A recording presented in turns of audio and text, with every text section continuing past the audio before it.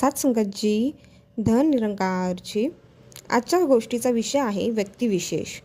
ईश्वरचंद्र विद्यासागर आणि तारक वाचस्पती हे दोघे वर्गमित्र. दोघेही संस्कृत पंडित. ईश्वरचंद्र विद्यासागर संस्कृत भाषेचे पंडित होते. हे त्यांच्या प्रसिद्धीचे कारण नव्हते, तर त्यांच्यात सदाचारही होता. ते आपल्या नम्रता, परोपकार, प्रामाणिकपणा इत्यादी सद्गुणांमुळे सगळ्यांचे लाडके होते. एकदा कोलकातामधील संस्कृत कॉलेजमध्ये संस्कृत व्याकरण शिकवण्यासाठी एका प्राध्यापकाची जागा रिकामी होती. कॉलेजच्या प्राचार्यांना सर्वप्रथम ईश्वरचंद्र विद्यासागर यांच्याच नावाची आठवण झाली. त्यांनी ईश्वरचंद्र यांच्याकडे तसे पत्र पाठवले व ते पद ग्रहण करण्याचा आग्रह केला. तसे झाल्यास तो कॉलेजचा गौरव असेल असेही सांगितले. ईश्वरचंद्र यांनी पत्र वाचले, क्षणभर विचार केला आणि आपला नकार कळवला. त्यांनी लिहिले की तुम्हाला व्याकरण शिकवणाऱ्या अध्यापकाची आवश्यकता आहे.